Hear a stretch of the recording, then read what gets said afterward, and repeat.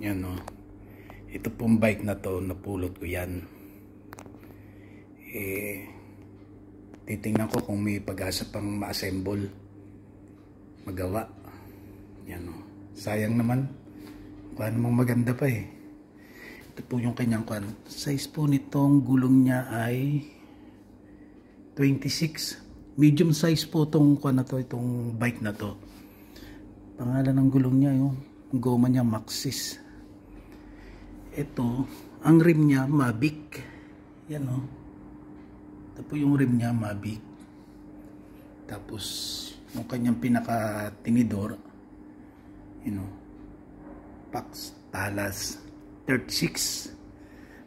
Kaya medyo malaki ang kanyang kwan, no? Malaki ito.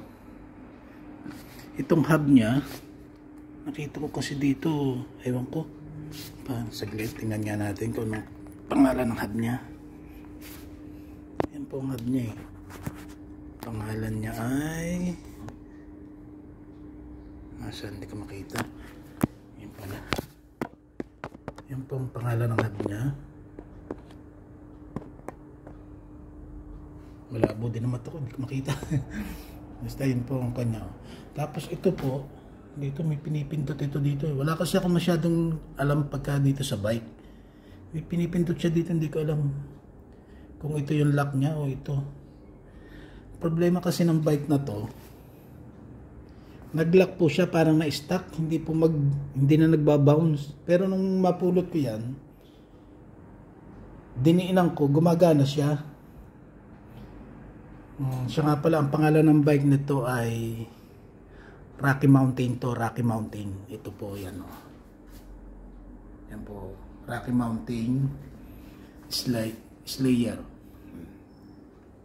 Ito po yan, tsaka itong kanyang mga shifter yan. Hindi po yan, wala po yan kasama, manibela lang.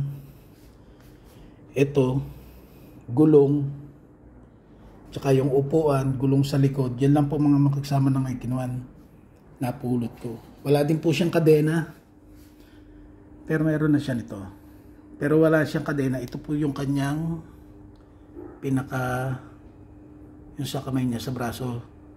Yan po yung pangalan ng brand niya. Kaya lang hindi ko alam kung wala po kasi ako masyadong alam dyan sa kuwan eh. Ito wala din to. Nilagay ko lang to. Galing to doon sa bike na isa ko dati. Tinapon ko eh. Ako kasi basta may masak lang sa akin, okay na eh. Tapos ito, wala din to. Ito lang, meron siya yung pinaka-disc niya. Ito, 9-speed to. Ito, Mavic to. Tingnan nyo. Yung kwan niya, XT itong kwan nakikita ko dito, XT. Oh. Pero China to, U1 kasi. China nga ba? Huwag ko, Shimano nakalagay dyan eh. Tapos yung kwan niya, di ko alam kung carbon to aluminum. Dito ibang tunog. Nakakwan niya. Tapos ito may shock din siya dito. Pareho din ang brand niya ng Pax din ang kanyang kwan itong shock na to. Kaya lang sobrang lambot naman niya. Nakukuha naman ako baka mamaya sumabit itong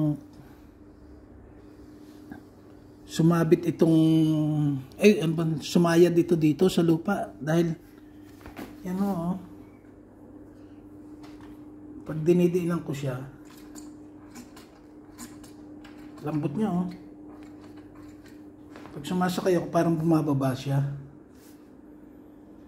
ng kwan na halit tayo dito. Ito wala din, nilagay ko lang to dito. Ito lang, bali nang mapulot ko to, ito lang, gulong. Itong kompleto yan, hanggang dito. Kompleto yan. Yung kadena wala. Ito may upuan na siya, kaya lang siya. Medyo nasira yung upuan dito. Oh. Yan ang kwan niya. Tapos wala na ding kwan dito. Oh. Ito yung kanyang kwan, oh, habok. Yan o.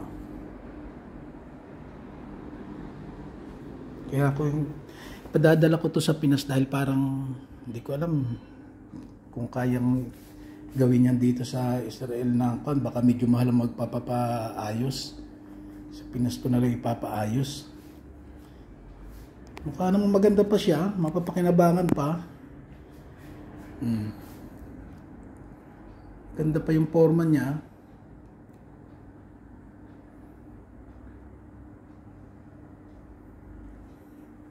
Ito kasi malaki talaga. Pero ang problema ito, hindi ko alam magkalas niyan.